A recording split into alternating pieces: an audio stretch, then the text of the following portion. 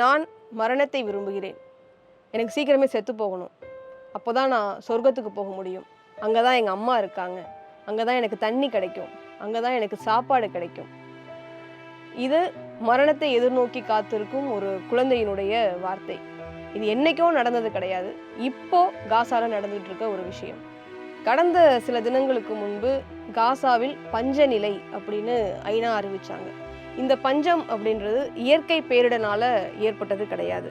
முழுக்க முழுக்க மனிதனால் உருவான பஞ்சம் அப்படின்னு ஐநா சொல்லுது. 2023 அக்டோபர்ல இருந்து கிட்டத்தட்ட ஒரு 2 வருஷமா காசாவில் இருக்கக்கூடிய ஹமாஸ் அமைப்பிற்கும் இஸ்ரேலுக்கும் தொடர்ச்சியான இந்த போர் நடந்துட்டே இருக்கு. இதற்கு இடைப்பட்ட காலங்கள்ல காசாவிற்கு மற்ற நாடுகளிலிருந்து உதவிக்கரம் நீட்டப்பட்டு உணவெல்லாம் வந்ததை கூட இஸ்ரேல் தடுத்து வச்சிருக்காங்க. அதனால காசாவில் இருக்கக்கூடிய குழந்தைகள் எல்லாம், குழந்தைகள்னு இல்லை, பெரியவங்க எல்லாருமே ரொம்ப பசியாலும் பட்டினியாலும் வாடி நிறைய உயிரிழப்புகள் ஏற்பட்டிருக்கு. இந்த உயிரிழப்புகள் பத்தி ஐநா சபையில சேவ் த சில்ட்ரன் அப்படின்ற என்ஜிஓ சேர்ந்தவங்க ஆஷிங் அப்படின்றவங்க ஒரு உரையாற்றுறாங்க.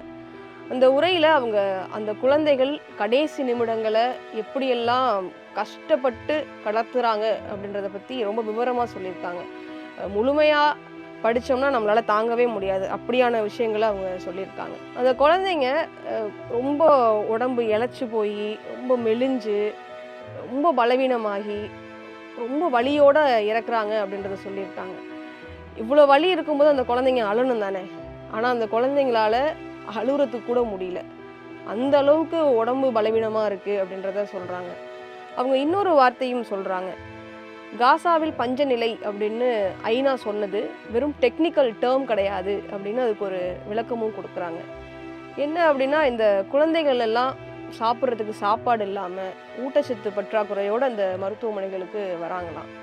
அங்கே வேலை பார்க்கக்கூடிய மருத்துவர்கள், அங்கே சேவை செய்யக்கூடிய ஆட்கள் எல்லாம் அந்த குழந்தைங்களை பார்க்குறாங்களாம். சில குழந்தைங்கள்லாம் எலும்பும் தோலுமா நிற்கவே தெம்பில்லாத குழந்தைங்களா வருது.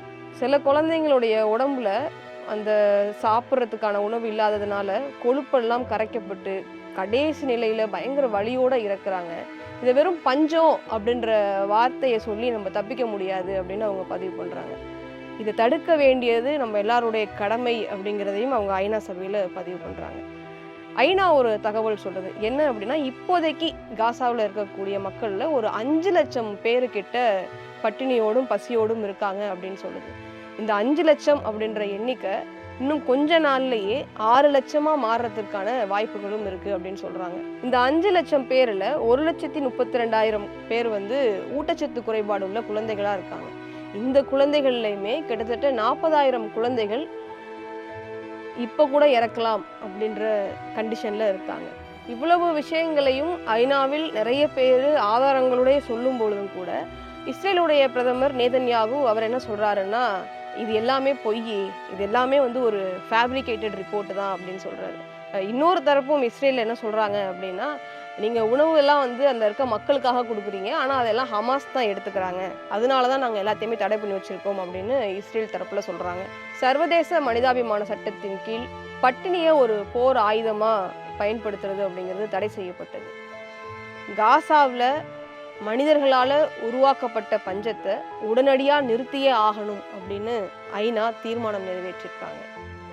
நம்மளும் படிச்சிருப்போம்ல, தனி ஒரு மனிதனுக்கு உணவில்லை எனில்